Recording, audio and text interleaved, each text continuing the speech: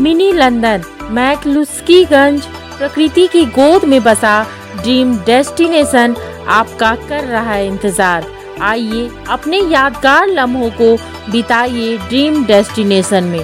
राजधानी रांची से महज 50 किलोमीटर दूर आपका अपना ड्रीम डेस्टिनेशन। मांडल विधानसभा उपचुनाव को लेकर जिस तरह से उम्मीद लगाई जा रही थी, वो उम्मीद अब दिखाई दे रही है। कांग्रेस पार्टी की प्रत्याशी शिल्पी नेहा तिर्की ने बड़ी जीत दर्ज की है और हमारे साथ कांग्रेस के प्रदेश अध्यक्ष राजेश ठाकुर हैं, उनसे जानते हैं। राजेश जी, ये जो मार्जिन थी, लगातार कहा जा रहा था कि कांग्रेस को चक्रव्यूह में फंसाया गया है और ऐसे में चक्रव्यूह से बाहर निकलकर नई प्रत्याशी शिल्पी नेहा तिर्की ने जीत दर्ज की है। क्या मानते हैं आप? देखिए, भविष्यवक्ता कहिए या मेहनत कश मजदूर, हमने पहले ही कहा था कि बंधु तिर्की जी से ज़्यादा मतों से शिल्पी नेहा तिर्की जीतेगी और वो आज जीत हासिल हुई है। और मांडर की जनता का मैं विशेषकर धन्यवाद करूंगा, जिन्होंने अपनी सूझबूझ से गंगा जमुनी तहजीब को बचाए रखा और तमाम ऐसे वोटकटवा पार्टी को संदेश देने का काम किया और कहीं ना कहीं भारतीय जनता पार्टी और AIMM की जो अघोषित साठगांठ है, अघोषित गठबंधन है, उसका पर्दाफाश करने का काम किया है। इसलिए विशेषकर उनको धन्यवाद। और हमारे मुख्यमंत्री जी ने जिस संजीदगी के साथ काम किया, हमारे प्रभारी आदरणीय अविनाश पांडे जी, हमारे संगठन प्रभारी आदरणीय KC वेणुगोपाल जी ने लगातार इस पर नज़र बनाई हुई थी और आज उसका परिणाम है कि हम लोग चुनाव 24,000 से ज़्यादा वोटों से जीत रहे हैं। राजेश जी, एक बात बताइए, कांग्रेस पार्टी ने चुनाव लड़ा था, पिछला चुनाव बंधु तिर्की ने दूसरी पार्टी से लड़ा था, यहाँ कांग्रेस जीती है या बंधु जीते? नहीं, देखिए, ये तो बाबूलाल मरांडी जी को मंथन करना चाहिए कि जो बड़ी एरी उचका उचका करके भाषण दे रहे थे और बता रहे थे, पता नहीं क्या क्या बातें बता रहे थे, उनको मुंह तोड़ जवाब वहाँ की जनता ने दिया है। और जरा सी भी नैतिकता अगर आदरणीय बाबूलाल मरांडी जी में है तो उनको तुरंत अविलंब अपने क्षेत्र राजधनवार से इस्तीफा दे करके एक बार फिर से जनता का जो है समर्थन प्राप्त करना चाहिए। तभी लगेगा कि सही मायने में वो लोग नेता हैं। सिर्फ बयानवीर बनने से काम नहीं चलेगा, बयानवीर होने के साथ साथ कर्मवीर बनना पड़ेगा और कर्मवीर बनने में थोड़ा अभी वक्त लगेगा। हमें लगता है जो उन्होंने एक बार बात कही थी कि भारतीय जनता पार्टी में जाने से अच्छा होगा कुतुब मीनार से कूद जाना, वो आज चरितार्थ हो गया। वो कुतुब मीनार से कूदने के बराबर काम हो गया है। तो इसलिए उनको अपने इस निर्णय पर पुनर्विचार करना चाहिए और पुनर्विचार करते हुए एक बार फिर से जनता का मैंडेट हासिल करना चाहिए। ये एक बात समझ में आती है कि जो सबसे ज़्यादा वोट थे वहाँ सरना आदिवासियों का वोट था, तो क्या आप ऐसा मानते हैं कि बीजेपी के तमाम जो दिग्गज थे, बाबूलाल मरांडी हुए, अर्जुन मुंडा हुए, समीर उरांव राष्ट्रीय अध्यक्ष हैं उनके, ऐसे में जो आदिवासी मतदाता हैं उनको वो लुभा नहीं पाए और बंधु तिर्की जैसा नेता के आगे उन्होंने एक तरह से हार उन्होंने स्वीकार कर ली? देखिए, जनता ने ये बताने का काम किया, जब केंद्र सरकार के मंत्री आए तो उनको ये बताने का काम किया कि महंगाई चरम पर है, बेरोजगारी चरम पर है, इसलिए तुम्हारी बतौलेबाजी हम सुनने को तैयार नहीं है। इसलिए आप देख रहे हैं कि दो केंद्रीय मंत्री, राज्यसभा सांसद, पता नहीं और कौन कौन से लोग जो चंदन क्यारी और राजमहल तक से वहाँ जा कर के बैठे हुए थे, उन तमाम लोगों को चेहरे को बेनकाब करने का वहाँ की जनता ने काम किया है और ये बताने का काम किया है कि जिस तरह से केंद्र सरकार चल रही है वो ठीक नहीं है।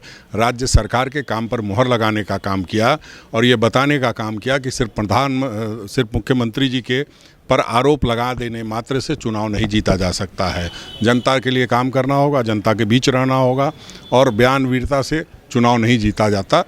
कर्म करना होगा, ज़मीन पर काम करना होगा और हमें लगता है कि अब जो चौथे चुनाव में लगातार हार हुई है तो इन्हें मंथन और चिंतन करने की ज़रूरत है, उनको करना चाहिए। हम चाहते हैं कि एक सशक्त विपक्ष अपनी भूमिका में रहे, इसलिए हम ऐसा कह रहे हैं। राजेश जी, वहाँ पे कांग्रेस के संगठन के तौर पे भी वोट अधिक खेमेबाजी नहीं हुई, क्योंकि पिछले बार भी जो चुनाव कांग्रेस पार्टी ने लड़ी थी वहाँ 3,000 लगभग वोट आए थे।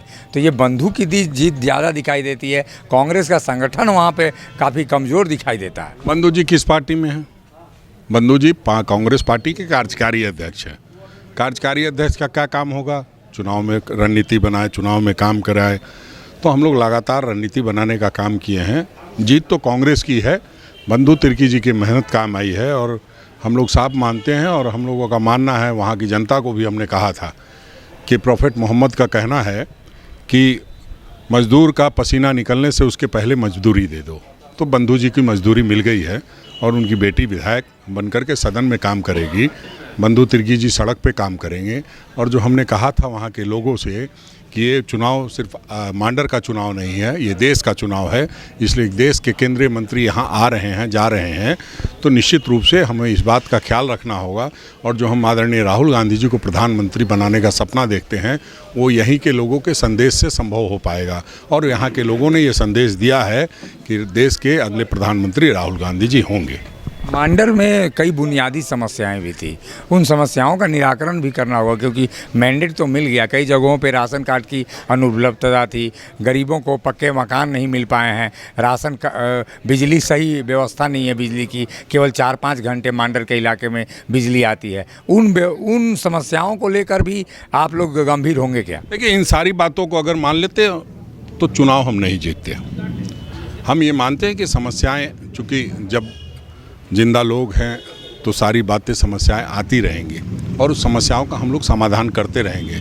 हाँ, ये सही है कि अगर कहीं 1 लाख कार्ड मिलना था तो 70,000 मिला है, लेकिन अगर सही तरीके से आप देखेंगे तो 70,000 लोगों को कार्ड मिला है, वो उपलब्धि है। 30,000 को नहीं मिला है, उसे उपलब्धि नहीं मानना, आप इस तरह से फेल्योर बताएंगे तो वो सही नहीं होगा।